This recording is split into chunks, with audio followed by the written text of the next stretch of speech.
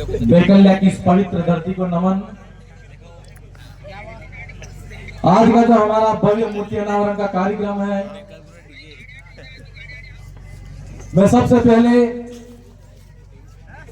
मध्य प्रदेश के अंदर हमारे आदिवासियों के हक अधिकार के लिए लड़ने वाले महामानव कांसी सूर्य भगवान टंटिया मामा को नमन करता हूं। साथ ही मंचासीन हमारे जितने भी पुरखे हैं जो जिन्होंने हमारे समाज के लिए हक अधिकार की लड़ाई लड़ी और हमारे लिए लड़े, उन तमाम पुरखों को नमन करता हूं। साथियों, आप काफी लंबे समय से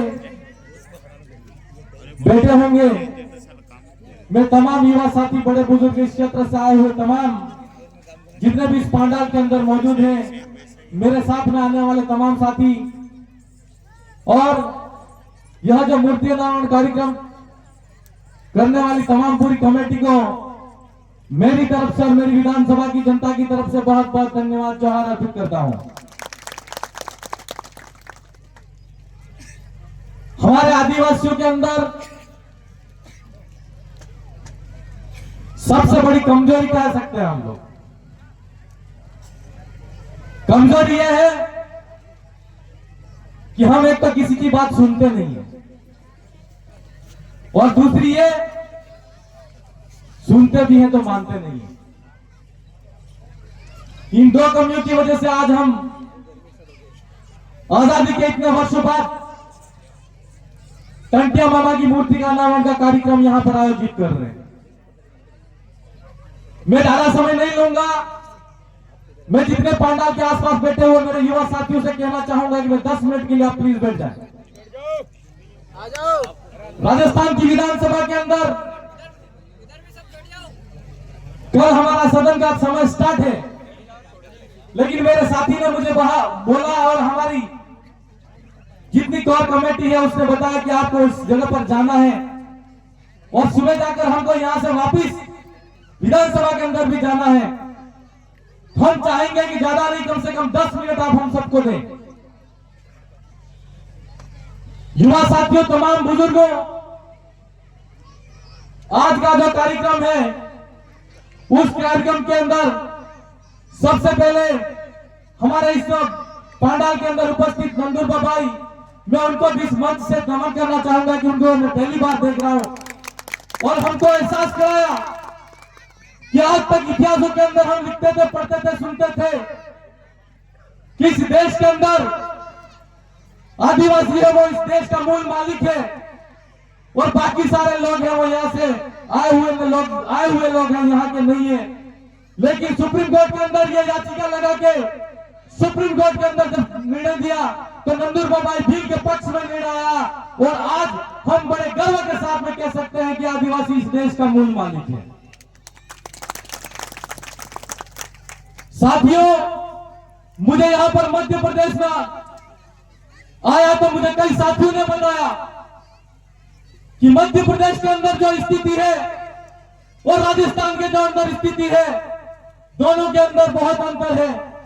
मैं आप सबको बताना चाहूंगा और कहना चाहूंगा इस अवसर पर कि राजस्थान के अंदर मात्र 10 महीने के अंदर हमारी भारत आदिवासी पार्टी से 4 एमएलए हैं और हमारी दिल्ली की सदन के अंदर एक लोकसभा के अंदर सांसद है। यह सब आप सब जैसे लोगों, युवा कार्यकर्ता और बड़े बुजुर्गों की मेहरबानी की वजह से है। मैं इस मौके पर कहना चाहूंगा कि क्या राजस्थान की धरती से हमारे वहां पर जिस तरीके से हमारे युवा साथियों ने, बड़े बुजुर्गों ने एकता दिखाई है, क्या आप सब लोग एक होना चाहते हो कि नहीं होना चाहते हो? हाथ मुझे खड़े करके आवाज और जवाब दो मुझे, क्या आप ये चाहते हो या नहीं चाहते हो? चाहते हो तो इस अवसर पर मैं कहना चाहूंगा हमारी जो विचारधारा है उस विचारधारा के अंदर हम सबसे पहले ये इस देश के अंदर जल जंगल जमीन की लड़ाई लड़ रहे हैं और जल जंगल जमीन क्या है ये हम लोगों को पता होना चाहिए। आज हम टंटिया मामा की मूर्ति का अनावरण का कार्यक्रम है और टंटिया मामा का इतना आदर्श के रूप में इस मध्य प्रदेश की धरती के अंदर युवा, बड़े बुजुर्ग सारे नेता जनप्रतिनिधिगण इनका सहारा लेकर नेतागिरी करते हैं, लेकिन बगैर स्टंटिया मामा जो इस मध्य प्रदेश की धरती के अंदर पैदा हुए थे, उन्होंने इस देश के अंदर आदिवासियों के हक अधिकार की लड़ाई को लड़ा, और आज पूरे देश के अंदर जो आदिवासियों के पास में जमीन है वो मात्र स्टंटिया मामा की वजह से है। और आज भारत आदिवासी पार्टी मात्र 1.5 साल के समय के अंदर लड़ रही है। हम ये कहना चाहते हैं कि हमारे पूर्वों की लड़ाई को अगर हम व्यर्थ में जाने नहीं देना चाहते, तो यहाँ मंच के अंदर और इस पंडाल के अंदर जितने जनप्रतिनिधि बैठे हैं, विचारधारा के समर्थक बैठे हुए, चाहे बड़े बुजुर्ग हो, चाहे मेरी माता हो, बहन हो, मैं उन सबसे कहना चाहूंगा कि आप अपने मन के अंदर विचार और विचारधारा लेकर जाना कि हम टंटिया मामा के पद चिन्हों पर चलने का काम करें। और हम हमारे समाज के अंदर आज जो सबसे बड़ी बुराई है वो हम आज तक हमारा समाज लीडर के आगे चला है और लीडर के पीछे चला है। मैं इस मौके पर कहना चाहूंगा कि अगर हम सच्चे में समाज के समर्थक या समाज के लिए सोचते हैं तो लीडर के पीछे नहीं चलना है, हम सबको अपने आप के लीडर के रूप में बनाना है और लीडर बन के दिखाना है, तो ये बात सार्थक होगी।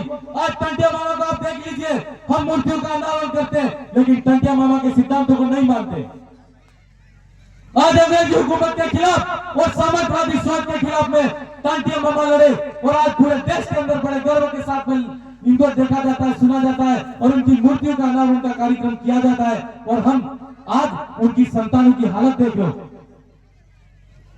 मध्य प्रदेश के अंदर कोई और अलग झंडा लेकर खड़ा है और किसी अलग तहसील के अंदर कोई और अलग झंडा लेकर खड़ा है, और कुछ ऐसे लोग हैं जो हमारे आजाद देश के अंदर आजादी मिली और आजादी के बाद में लोकतंत्र के माध्यम में से हम लोगों को, हमारे आदमी को विधानसभा लोकसभा के अंदर भेजने का अधिकार मिला, और हम ये चाहते थे कि हमारा वोट लेकर जाए और आज हमारे आने वाली पीढ़ियों के हक अधिकार के लिए बात करें, लेकिन ऐसा आज तक नहीं हुआ।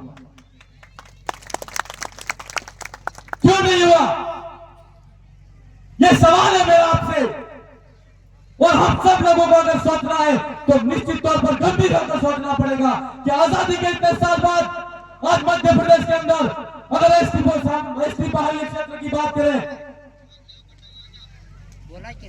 पूरे देश के अंदर दूसरा या तीसरा स्थान है, मध्य प्रदेश के अंदर राजस्थान से भी ज्यादा आदिवासी रहते हैं, तो हम सब लोग आज मध्य प्रदेश के अंदर एक जादव क्यों नहीं बना पाए, क्यों नहीं बना पाए? आजादी के बाद में लोकतंत्र में हमको वोट देने का अधिकार मिला। आज मध्य प्रदेश की विधानसभा के अंदर 47 विधायक जाते हैं और लगभग 6 सांसद भी दिल्ली की संसद के अंदर जाते हैं, और दिल्ली की संसद के अंदर जाने वाला सांसद जब आदिवासियों के विरोध में कोई कानून पास होता है, आदिवासियों की जमीन छीनी जाती है, आदिवासियों के ऊपर कोई मुद्दा है, आदिवासियों को रोड पे घसीट के मारा जाता है, वो विधानसभा का विधायक और सांसद क्या कर रहा है? आपको पूछना पड़ेगा कि नहीं पूछना पड़ेगा? पूछना पड़ेगा। और मैं हाथ खड़े करके आपसे पूछना चाहता हूँ, क्या आप पूछोगे या नहीं पूछोगे? देंगे। आप पूछोगे तो निश्चित तौर पर मुझे पूरा विश्वास है कि आप टंटिया मामा की इस मूर्ति के नाम के कार्यक्रम में आए हो तो निश्चित तौर पर अपने साथ में एक एक विचार यहाँ से हम जितने वक्ताओं ने कहा उनमें से लेकर अपने घर पर जाएंगे। आज हम लोगों को सोचने की जरूरत है। आप मध्य प्रदेश का जो इलाका है उस इलाके के अंदर देख लीजिए, मुंबई से जो रास्ता जा रहा है, रोड जा रहा है, और यहाँ से दिल्ली का रास्ता जाता है, और सारे हाईवे बने हैं। वो हाईवे की जमीन किसकी है? आदिवासियों। किसकी है? आदिवासियों की। आदिवासियों की है या नहीं है? तो मैं आपसे पूछना चाहता हूँ और कहना चाहता हूँ कि यहाँ पर अगर विधायिका के अंदर विधायक जितने बने हैं और संसद के अंदर जितने जाने वाले सांसद हैं, जब आदिवासियों की जमीन पर रोड बना सरकार का और वो आदिवासियों की जमीन सरकार ने छीनी, क्या आदिवासियों को पैसा मिला? नहीं मिला।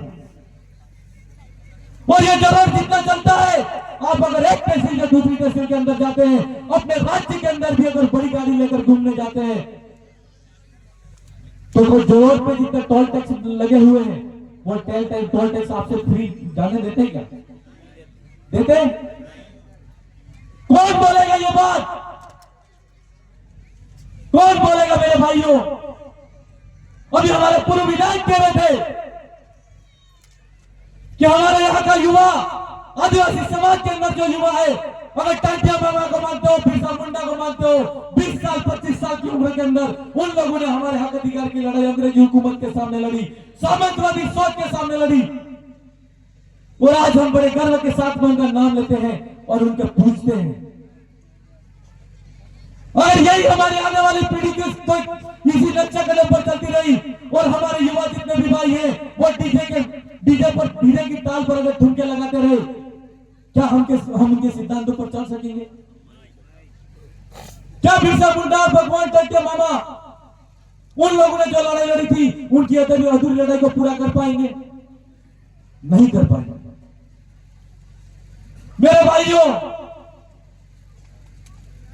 मैं आपसे इस मौके पर यह कहना चाहता हूं कि राजस्थान के अंदर जो पार्टी बनी है, और उस पार्टी से 4 विधायक है, और मध्य प्रदेश के अंदर कमलेश्वर जी डोडियार के रूप में विधानसभा के अंदर 1 विधायक हमारे साथी है और 1 हमारे सांसद है।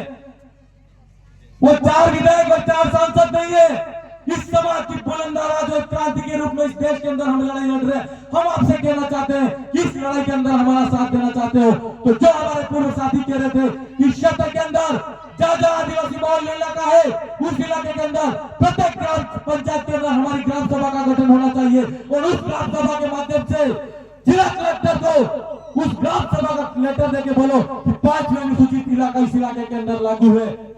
इस क्षेत्र के अंदर कोई विधानसभा का या लोकसभा का कानून लागू नहीं होता है। हमारे भारत के संविधान ने हमको कानून दिया, और उस कानून के अंदर हमको अधिकार दिए।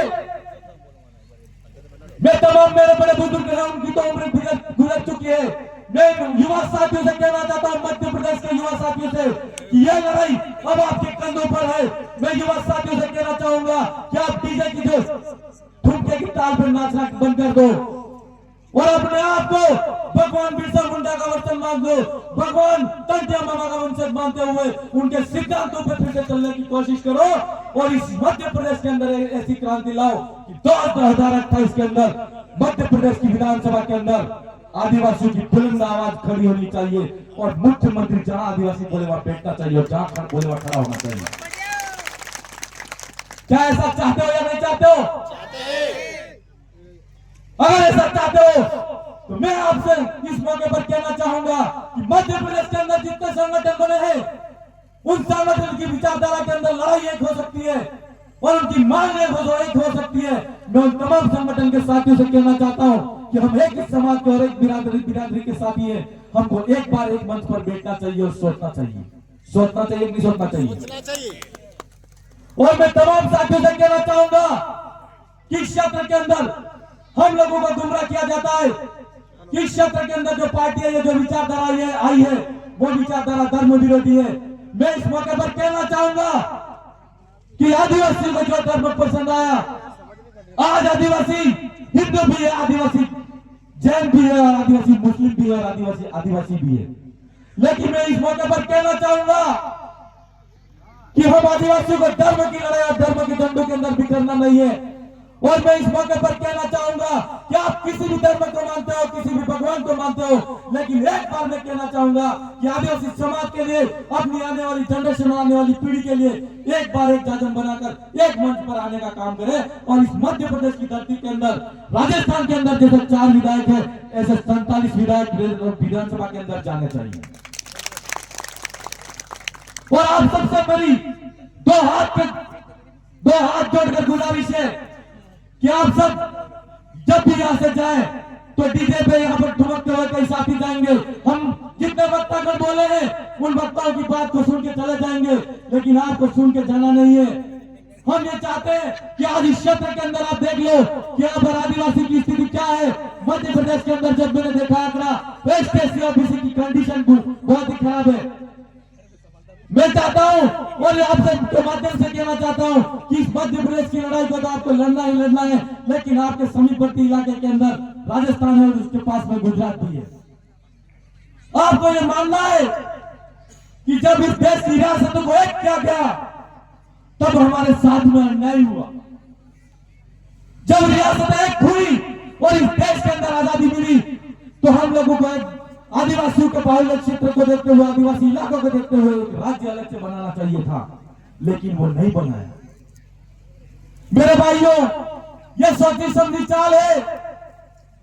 मैं आपको कहना चाहूंगा कि जब रियासत बाइट किया गया तो मध्य प्रदेश में आधे आदिवासियों को बांटा गया, आधे गुजरात के अंदर बांट दिए गए, आधे राजस्थान के अंदर बांट दिए गए, आधे और अन्य राज्य के अंदर बांट दिए। ऐसे करके महाराष्ट्र और सौराष्ट्र तक हमारे आदिवासियों को बांट दिया। और आज हम हमारी जल जंगल जमीन और हमारे हक अधिकार और आने वाली पीढ़ी की जनरेशन की लड़ाई को लड़ रहे हैं। हम लोगों को सोचना पड़ेगा कि उस समय जब हमारा अलग राज्य बन सकता था, लेकिन नहीं बनाया। क्यों नहीं बनाया? इसलिए नहीं बनाया कि इस क्षेत्र के अंदर अगर आदिवासियों के पास में स्वतंत्र रूप से अपना राज्य होगा तो अपनी स्वयं की व्यवस्था खड़ी कर लेंगे और आदिवासी इतना मजबूत हो जाएगा। तो आज हम जिस जल जंगल जमीन की लड़ाई लड़ रहे हैं, वो लड़ने की जरूरत होती क्या? नहीं होती, क्योंकि उस राज्य के अंदर मुख्यमंत्री हमारा होता और सारी कैबिनेट्स के अंदर लोग हमारे होते और हमारी सारी व्यवस्था के अंदर, ब्यूरोक्रेसी के अंदर ऊपर भी हमारा कब्जा होता, व्यापार के ऊपर हमारा कब्जा होता। लेकिन आज हमको बांट के उन लोगों ने शासन करने का काम किया है। हम ये चाहते हैं कि मात्र मध्य प्रदेश के अंदर 47 विधायक और 6 सांसद बनाने का काम नहीं करना है। मध्य प्रदेश के अंदर चाहे बात हो